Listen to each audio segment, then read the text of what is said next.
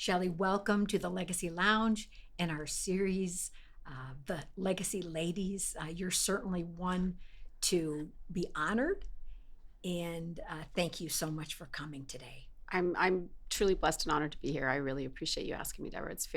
It's very humbling to see you and your family here and all that you've done as well. So I'm very blessed to be here. So thank Well, you. well, thank you, and I'd like to think I'm in similar company, but forgive me as I read this because I can't commit all of this extraordinary background to memory. So, you're currently the president of the West Houston Airport, one of the busiest general aviation airports in the country, and you have an exciting flight school, which we'd like to hear more about.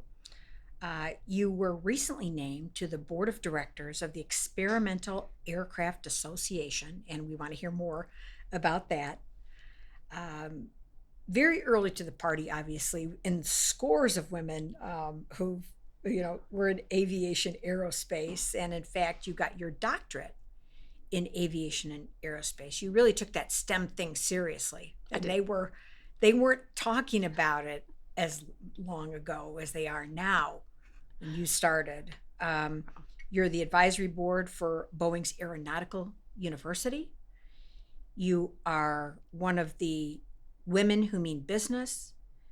You were elected into the Fellow Texas Hall of Fame and a number of other accolades, which we probably don't have time, but one of the top 30 women in Houston as well. I'm honored to be a fellow Texas Hall of Famer. And on top of that, you managed all that and had two twin girls. You had twin girls. Amazing.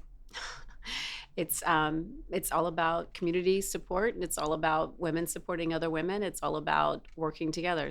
That's while it may be me who's on the marquee or the sign, it takes everybody from a great husband, great kids, great organization that I happen to be a part of with my dad at West Houston Airport. I'd love to think we do it by ourselves, but we don't. It's all everybody coming together to help support. I just it was my name, but it's not me. It's everybody else who helps bring it up together, bring help the airport work, help the flight school work. So and my husband who helps keep the house, and he has his own small company as well. So we have a Wow. little bit more flexibility. So Well, naturally, you're being modest, but with your remarkable education and such technical background, I mean, even the most successful business owners don't aspire to that.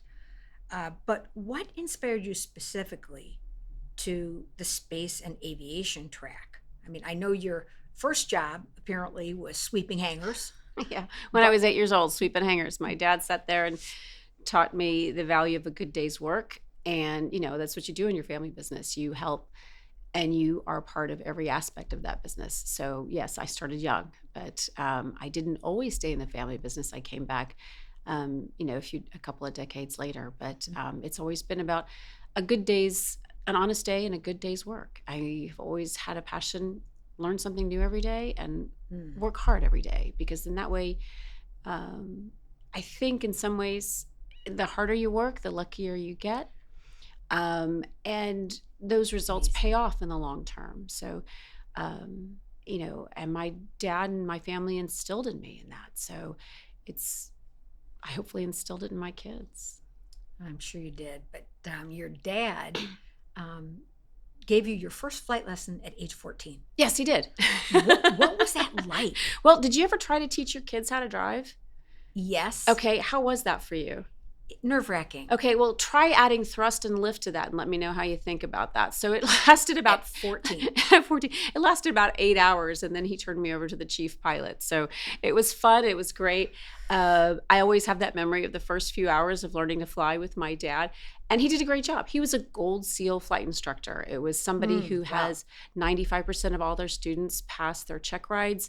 And he was at West Houston Airport in 1967. He founded the flight school, and um, 67. yes, he did teach me how to fly, and we've had a lot of great memories flying over the past 40 years, I guess. Was there something really special about that first takeoff, that made you feel like you wanted to continue doing this and even studying about it? It was interesting. A lot of people, that's a good question. And I've never thought about it that way. Experience. It wasn't the first flight that got me hooked on okay. flying. I lived overseas in China for a while. This is more probably going off on topic, but I was 16 years old in college, finished college at 20, and I was teaching English in China for a couple of years, and I realized At how age much. 16. I was 16. Started a freshman in college. Oh I my was 20, goodness. So you were early to college as well. But 20, and I was 20 when I went over to China for a couple of years, and that's when I really missed flying. But that's where I also missed the freedoms that the United States had. You didn't have quite the same freedoms in a communist country. You really felt it. You felt it. You saw it. You What's kind an of lived it. example of it? I couldn't go take a flight lesson over there. You just didn't have that accessibility back then. And I realized while I had earned my private, was earning my instrument rating over my college years, I really missed flying. And I came back after China and earned my, finished up my instrument, earned my commercial, went and earned my multi-engine in a matter of just 18 months. So. Wow, incredible. That experience in China must have been amazing. I remember having a friend who was teaching over there, and they said it wasn't uncommon for the newspaper to just have great big blank parts that had been deleted from the communications. And so we take free speech pretty We do. much for granted here. We do. Yeah. We do. But you didn't always fly. You were also involved in sales and sales management when you discovered some of the single engine Cessnas. Well, what ended up happening was I was going into public finance. After I came back from China, I started working in public finance, and Cessna opened up, started making, Cessna Aircraft Company started making and selling the single engine piston line. I actually applied to the job and I got it. So I was selling airplanes and flying a brand new airplane around Texas, Louisiana, Arkansas, Mississippi, and a part of New Mexico, and having a blast. I was getting to demonstrate and sell these airplanes to people who hadn't been able to buy the Cessnas for, 15, 20 years. So Wow. it was, A fun 10 to new 15 years. product. It was. But It was. also you were hands-on. Yeah, it was hands-on. It was And great. So Yeah. was that an easy hire? Did It they was just say no, this it is wasn't a an easy no-brainer? hire. I wondered about that. It's not an easy hire. I think there were probably hundreds of applicants for these 12 to 15 managers, and I was the only female hired at the time, and it was just a lot of being the right place at the right time, and I had a great time. I mean, It I clearly was, didn't hurt that you had the aviation experience. no, it That didn't must hurt. have It put was, you over. it didn't hurt. But it was uncommon Yeah. at that time. And I remember coming from a construction family, and I Yes. tried to sell heavy equipment in Texas. And people would say, we love you. We just can't have a woman selling construction equipment. And I always thought that was so interesting. So when I saw that you broke in a way that was not traditionally women, that just didn't scare you. You're fearless. Well, I think sometimes at a younger age we are a little bit more fearless, but it was a lot of learning. I mean, back then only 5% of the pilots were women, and today, Okay. What is it today? 7. So that's it. We're working in a lot of ways, Wow. bringing more women. Our student starts are up with women and minorities, but we're always trying to bring more people into the industry. Is your aviation school any different? Have you popped the numbers on women at all? I or think being we women-owned? have. I think we have. Because I think you've we mentored really so have. many women. We And you're tr- such a supporter of You're women. You're way too kind. We try to go to our local schools, high schools. We talk a lot about workforce development. There's a lot of issues that keep women that are. Sometimes it's hard to walk into a flight school when everybody's male and not find Sure. somebody you think you can talk to. And there is still unconscious bias. You walk into some place and I even made the mistake a few years ago. It's like somebody said, "Hey, we've got a brand new pilot." And I was like, "Oh, great. What's he like?" And it's like, "It's a female." And I went, statistically speaking, you would nail it on the male, but in reality, it's a female. And I was like, "Oh my gosh, my own unconscious bias." We And are I what we felt so see. bad. And So it still happens. And we are trying to bring more women in the workforce. Matter of fact, the FAA just did a workforce development committee over the past couple of years, and the report came up with issues and challenges as to why we don't have more women in the workforce in aviation. What's nice is that more women and minorities are getting involved on CEO levels and board of directors levels. So it's great to see there. And I think when somebody sees that example, like, hey, she can do it, I can do it too. And sometimes it's hard. Yeah, a good friend of mine does a lot of lecturing, and he says you can't be what you can't see. And I think that this is such an example, but we have 5 women of 6 employees. And when they heard that you're a pilot and that you offer pilot licenses, they were all over it. But Coming I out. think young women, Let's get you young reference. women are so much more, I think, accepting and fascinated with it than many of us were 30 years or so ago. I think what's going to be fun too is as the industry evolves and changes with advanced air mobility coming up and new technology, that flying is going to become more commonplace, and we'll be able to get licenses and certifications easier and more qualified. So you won't have to have an engineering degree or a No. PhD in aviation to fly. That's correct. Okay. And and that is kind of a misnomer. You don't. That's why I'd love for all women to go into STEM, because I think engineering helps create engineering and It's physics very, and math. so much more creative than people know. It is, and I think STEM is important. It's not necessary to learn to fly, because you will learn the basics and the physics of how an airplane works and how it flies in all of your FAA curriculum. Okay. So look, if you've got any degree, come out, take a flight lesson, see if you like it, or a discovery flight. Which is just a half hour. Come out, and not just my flight school. Go to a flight school that's closest to you as well, because we want you to see what it's like. It's a great experience, and you can see the city of Houston from a way you've never seen it before. Yeah. No, I think a field trip to West Houston Airport would be an exciting thing, but you do a lot of things there, right? We do, and my dad. General aviation, the flight school. You have storage facilities for individuals who have planes and other equipment. We do have hangars for sale, Wow. and the hangars for sale or for lease. Most of them are for lease, but hangars for sale where you can keep your private airplanes in. Yes, Okay. and being one of the busiest general aviation airports in the country, you kind of need that storage and an ability to keep the airplanes safe. So yes, we do have hangars for sale. If someone's going to get flight lessons, how much time, what's the tenure on that? How much time do you need to set aside? We ideally think you should fly twice a week, Okay. and a minimum of twice a week, prefer 3, but I know how schedules work. You can fly twice a week, and it usually takes 6 to 8 months. You need a minimum of 40 hours of flight time. Okay. The average person in the United States takes 60 hours, 62 hours. And and then you've got your private pilot license. You can fly passengers. You cannot fly for hire, but you can take your daughter up or your son up whenever you get your pilot's license.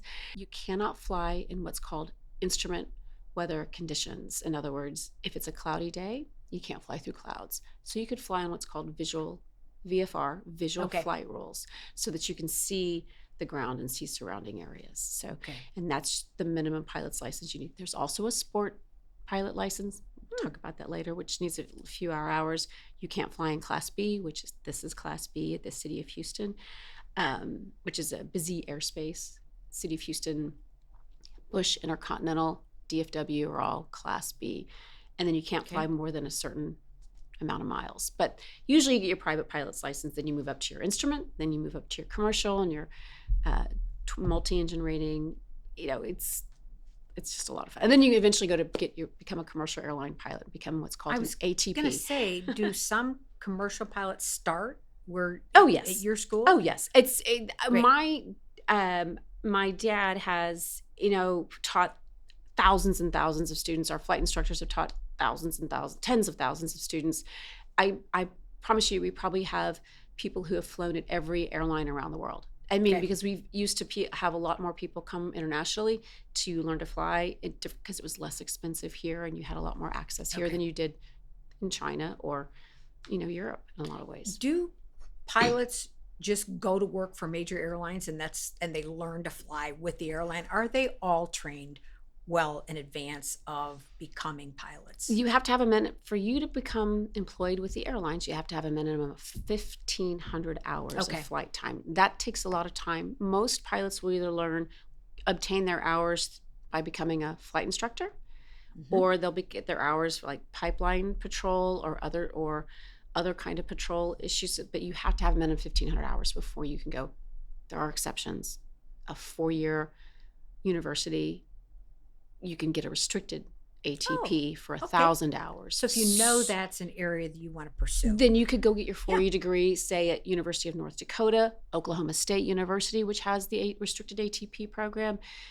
You could go there as well. And I could talk to you about flight schools or universities that offer flight training here in Texas for the next hour. And I think it's very exciting how few people who live in Houston would know that it's one of the largest, or maybe the largest, flight school in America.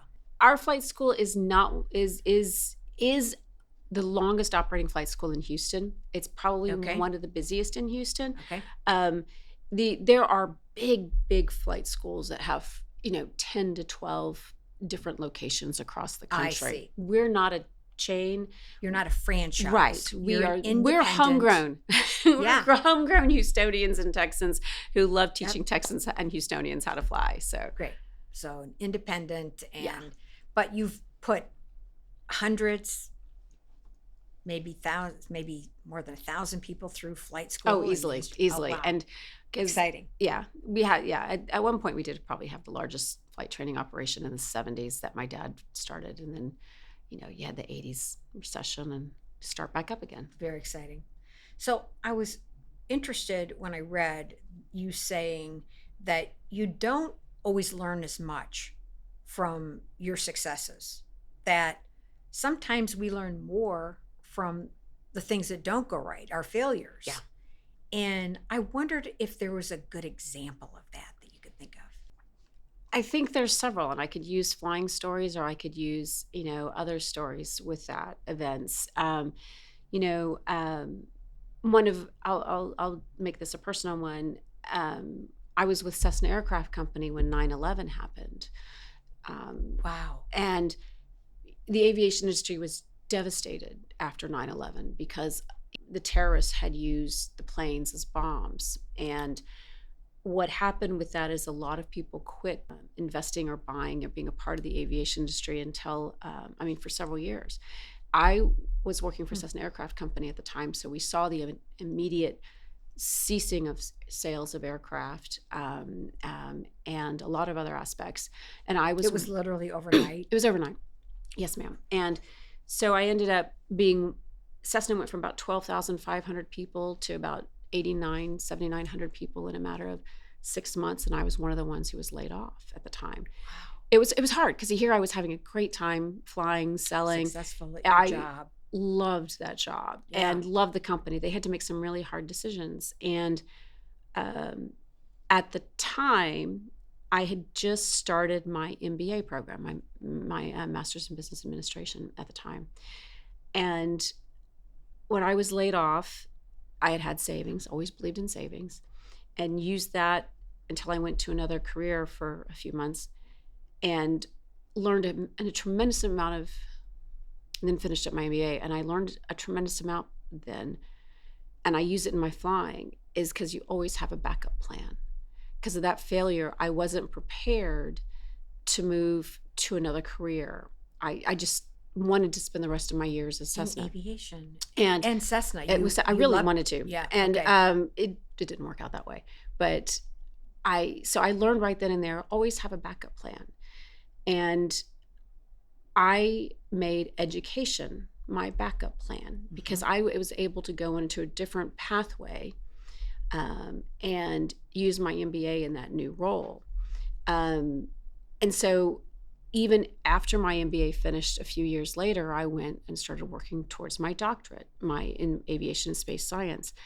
and ended up using that in a different role as well, but going back into the aviation industry. So, having that failure, and I know being laid off isn't a failure, but it was devastating to me and to thousands of other people that were affected. So there were a lot of families that got hurt. I was, still single at the time. It was easier for me to get on my feet. I didn't have children. There were a lot of,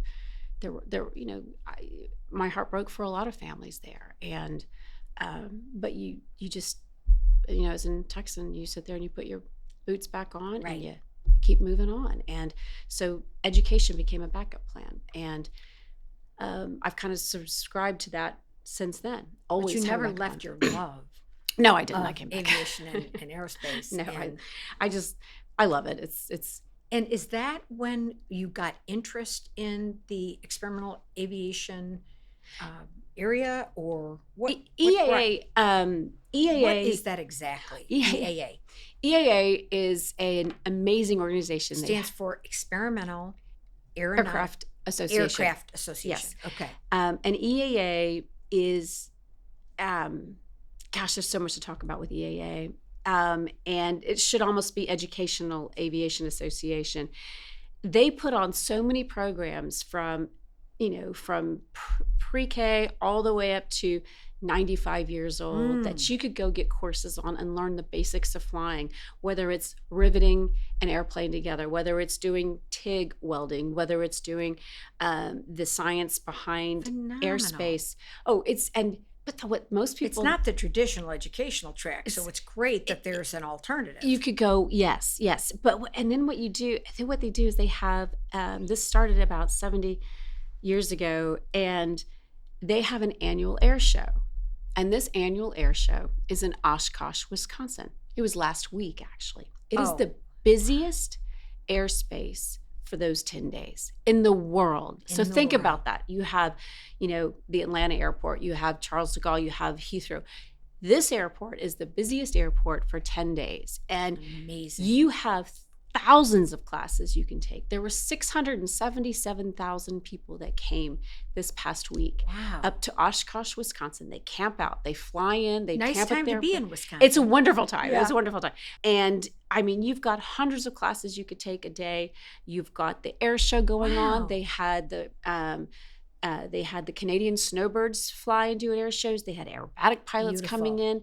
They had and all ages. All ages. And if you're under 18, which you and I don't fit in that category yet, but if you're under 18, you go for free.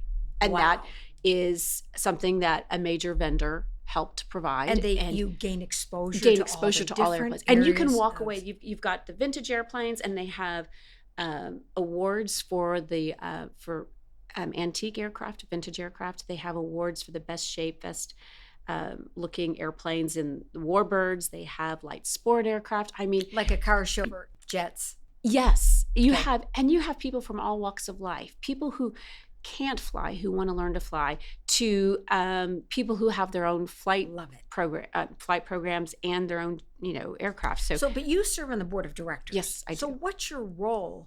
Do you help kind of structure some of the education and so forth? I am just starting that new path, and it's actually I'll be leading up the Pathways Committee on the board, which is a lot of fun. It's and you're kind of focusing on the education, all the education opportunities they have for kids and adults.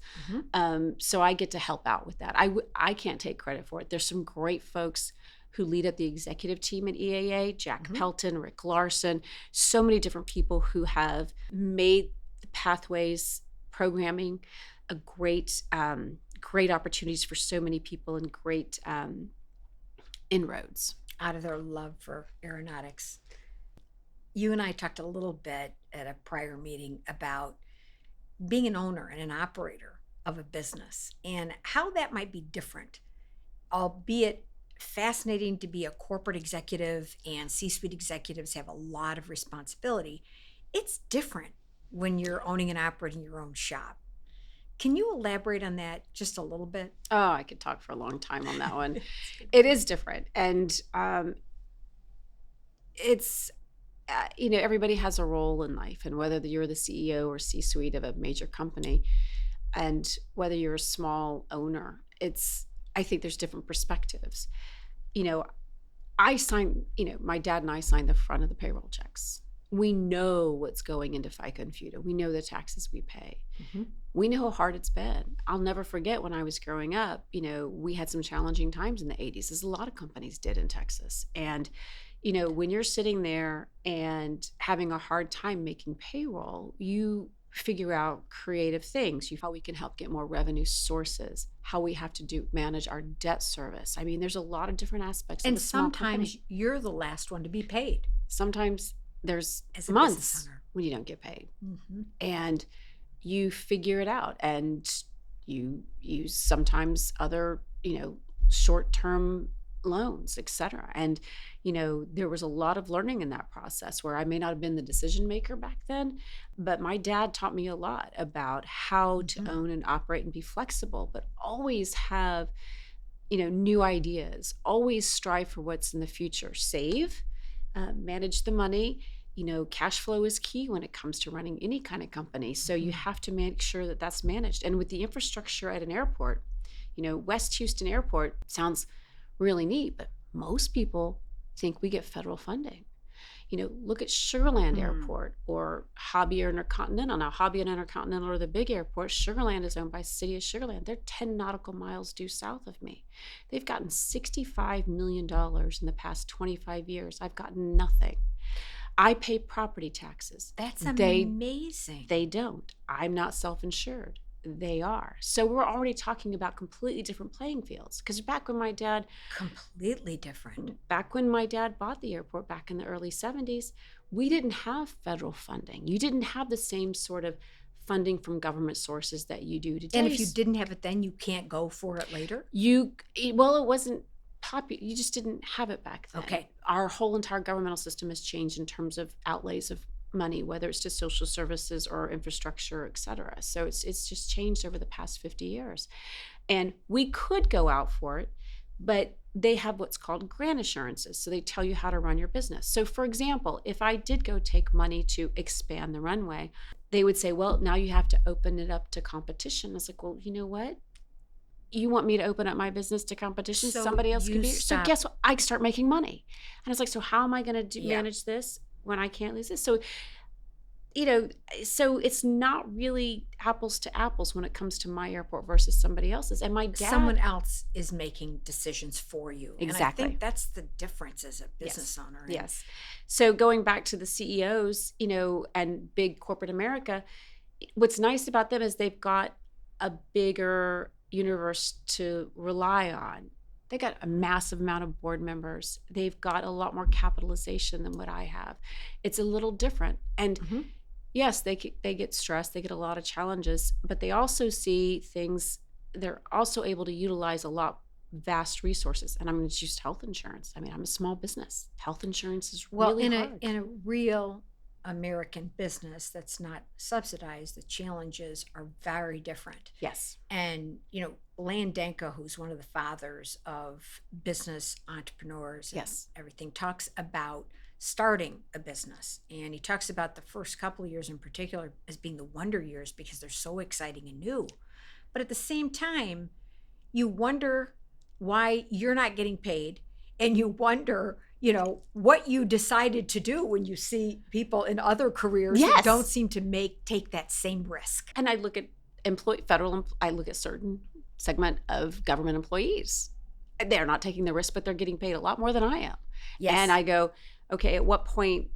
I don't understand. And I remember you and I talking at a different discussion. Is it easier to get into business nowadays? I don't think it is. I think it's harder It's because very challenging, isn't it? rules and regulations. Go ahead. And no, the only thing I wanted to add is you didn't start the business. Nope, but my dad did. But wait, in the 80s, everybody had to retool. Yes, and my dad. And so you did start it the second time. And that's the life of an entrepreneur and of a business owner is, you just put in everything you've got. You have to.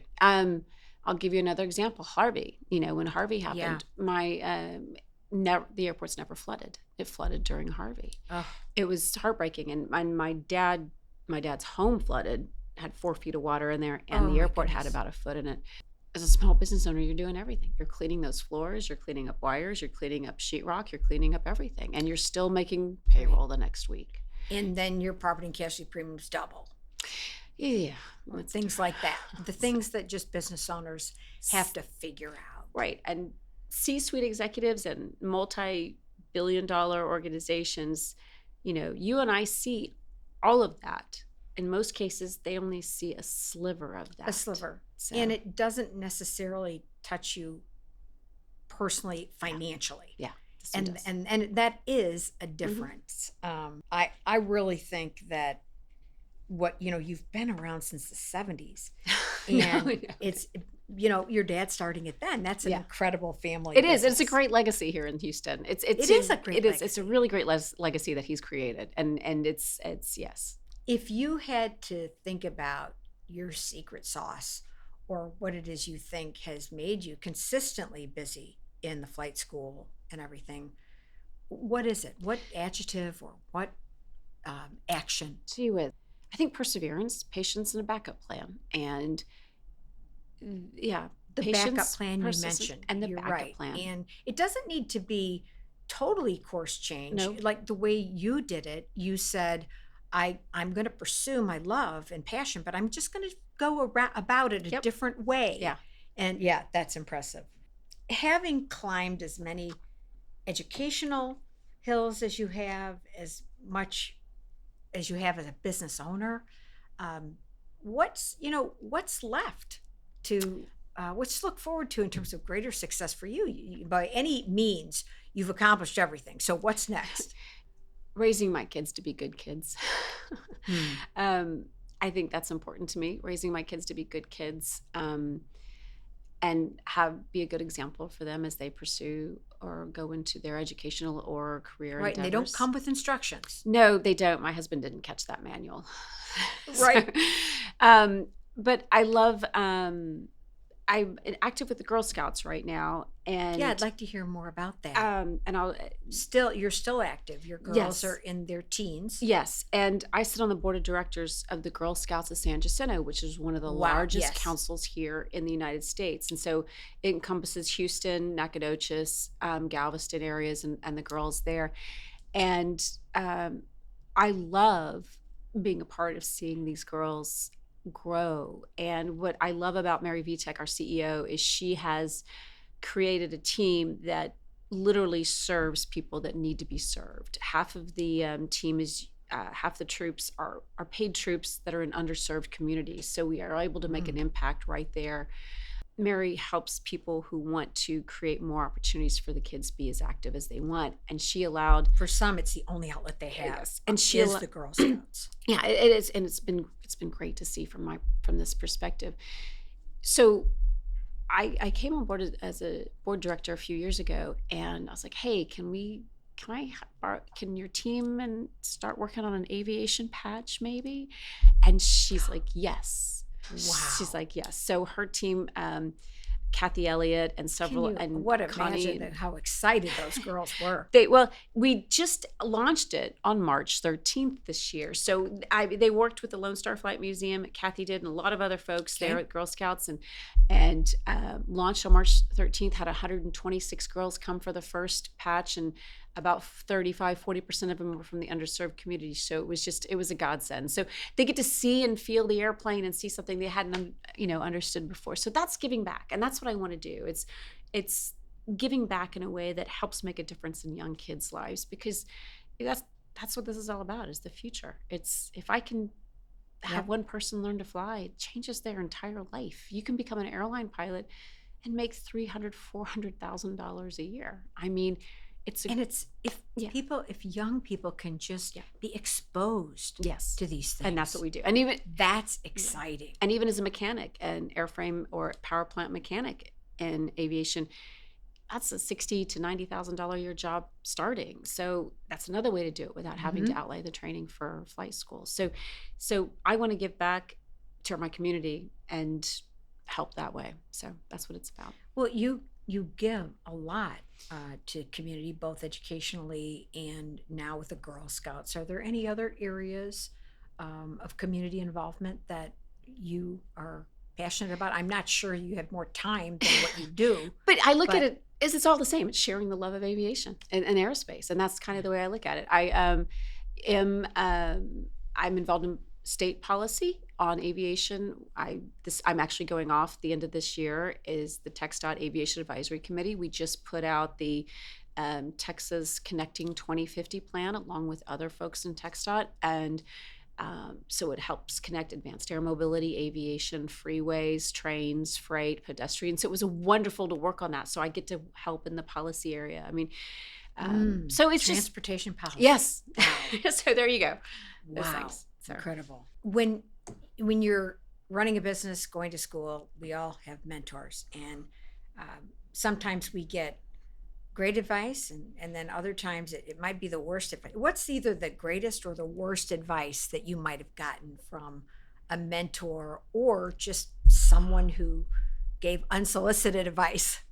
That's about my advice. That's what my advice is worth, about as much as you pay for it. The unsolicited advice. My dad, Hank Henry, was our chief pilot at West Houston Airport. I mean, he flew until he was his early 80s, passed away late 80s, and amazing man. I wish I had as much knowledge as in his pinky. That's how versed he was. He was Wow. a test pilot. He'd been flying for decades, World War II, everything. And so he once said a saying to me, flying is hours and hours of pure boredom sparked with moments of sheer terror. And the other piece of advice he gave me, and I've never forgotten that because that's the truth. And the other piece of advice he gave me says, always fly the plane. Nothing else matters. Always fly the plane. And that's been a great piece of advice for life. Always live your life. Always go forward.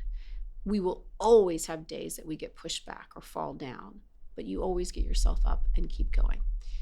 And whenever I talk about flying an airplane, if you're not going to concentrate on flying, you shouldn't be doing it. And there will be emergencies that will happen in that plane. It's just like when you're driving, somebody may hit you, or you may, go off the side of the road. Something may happen. But with flying, that will happen. It's a machine. Something will happen. So always fly that airplane, and then you land it safely. Don't freak out. Don't listen to what somebody else is doing. You fly the airplane the way you were taught to and the way you were trained to. And that's how you live life. Straight forward flying. So he gave me some really good advice that's always been good on those days that have been bad. And we all have bad days. We all have sad days. As you said, we learn more sometimes from those days than others. Yes. And so those are the two pieces of advice he's given to me. So, and I've always used it as being prepared and having a backup plan. Yeah, I keep going back to that because I just think that people need to be thinking about backup plans all the time. Is there a particular publication you read? I mean, some of the aeronautical ones we might not all be able to relate to, but or a favorite book that you'd like to share with our audience? I always enjoy the Flying magazine, and there's Insider Aviation that I really like because it talks about aviation. And most people think of aviation as just commercial airlines. In reality, there's so many different segments of flying, whether it's business aviation or flight management or owning your own airplanes. There's a lot of different. Private jet area is growing astronomically, isn't it? It is. In different ways. It's being used a lot, yes. But we sit there and we think about, the famous people who fly bigger jets. But in reality, that's not even 10% of the market that's out there. There are 240,000 airplanes, excluding military. Think about that. There's more traffic on the Katy Freeway than there are airplanes in America.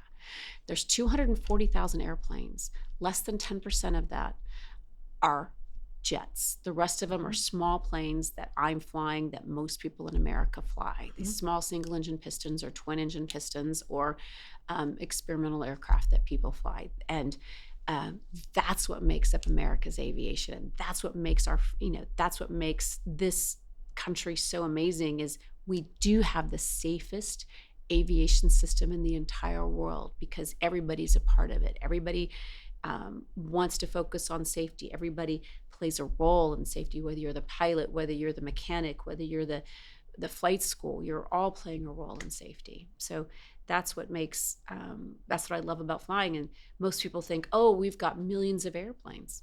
We don't. That is We have less than a quarter of a fascinating. million.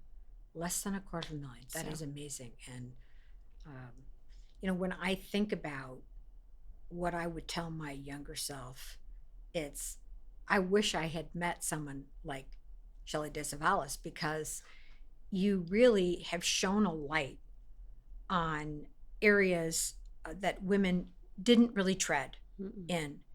And I think you've been such an inspiration. And so I am really honored that you came today. And is there anything that I should have asked that I didn't, that you want to share with our audience? No, you've said a lot. you've asked a lot of questions, You've and I shared hope so I much. hope you've asked a lot of questions, and I hope if I can motivate one person to learn to fly, or one person to get into the aviation industry, I think it'd be fantastic. And it's I think about your family here, and I think about you, and I go, you're amazing, and you need to be thanked and congratulated for your business and what you're doing here, Well, and thank making you. a part of the industry. Meeting you at the Texas Aviation Hall, meeting you at the Texas Hall of Fame. There's a Texas Aviation Hall of Fame. That's why I said. Yeah, But meeting you at the interesting. Texas Hall of Fame, it was just phenomenal, and it's truly humbling. I think about what you've done. I think about how you've led. This is what the future is right Yeah, there. they are. Is They making are a truly difference right future. there, and that's the best thing you could do. Is anybody can do is ask about family. As you said, you wanted to be really successful at raising your girls, and Mhm. I think they're lucky. They got a great mom. And a great dad. I want to make And sure a I great- give credit to right, my husband. sure. My husband's amazing. Yes. He's a pilot too. Yes, So and you got to have that yin and yang. It's Yeah, really that's good right. to have So. those. But I thank you so much for coming. Oh, thank you. And, It's truly we'll see you at West Houston Airport. yes. Or see you here, or have another lunch Either sometime. Thank you, No, Shelly. thank you very much. I Okay. appreciate it.